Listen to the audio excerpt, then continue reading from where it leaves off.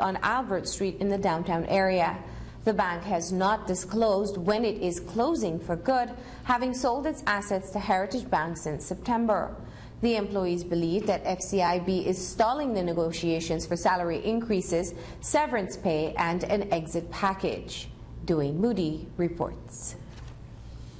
Day one of several rounds of demonstration by CIBC First Caribbean Bank employees commenced today in front of the bank's headquarters on Albert Street in downtown Belize City and will continue through to next week. Every day between the hours of 7 and 9 a.m. and then again from 11 a.m. to 1 p.m., 60 employees who stand to lose their jobs will take to the streets to voice their displeasure and concerns on the negotiating process of their exit package.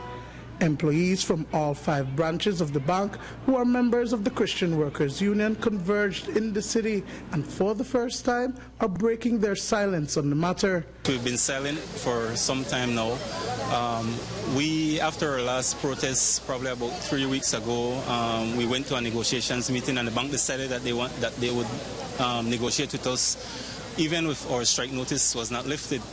However, those negotiations have not proceeded the way how we anticipate that they would have.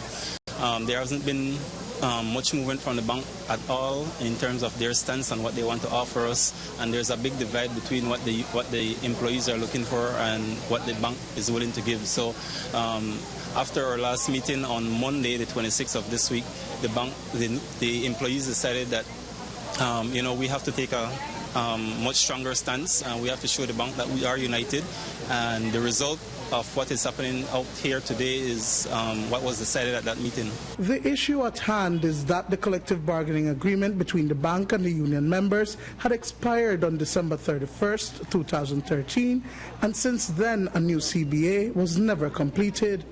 Now the appropriate exit package for the employees is tied to the negotiations of the long overdue CBA. There's a difference, a huge difference in between where they are. What I'd like to say basically is that their position is basically still as what was in our CBA that we last agreed.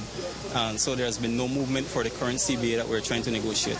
Now, it is not the first such industrial action that has been taken by the employees, but joining the protest were members of the Citizens Organized for Liberty Through Action.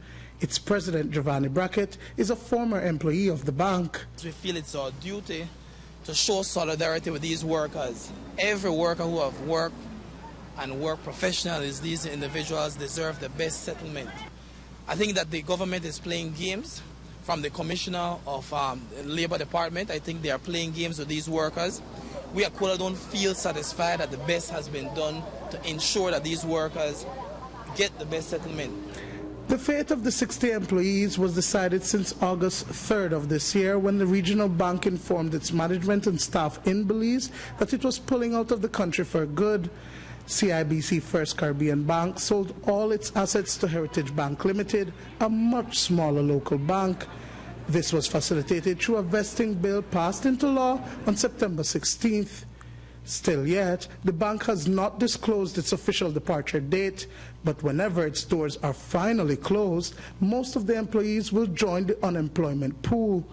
For Chief Union Rep Derek Pereira, he has been working with the bank for over 9 years, and he is concerned about the future of his family and those of his co-workers. Basically, everybody is going to be out of a job. The unionized members that are out here, as well as the management team. The effects that it will have on all the employees is basically going to be, I guess, similar. Some people have already found jobs. However, the masses have not found jobs as yet. They're still here trying to carry out the work of the bank, trying to gather everything for this transition.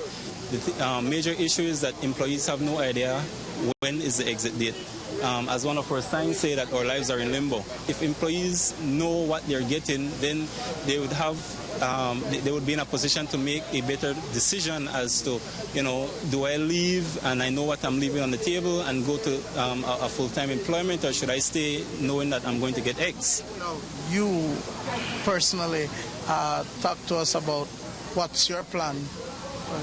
Basically, I have no plan as yet. Dwayne, like I said, I have started my personal CV, but I haven't sent anything out as yet because we don't know what our position is.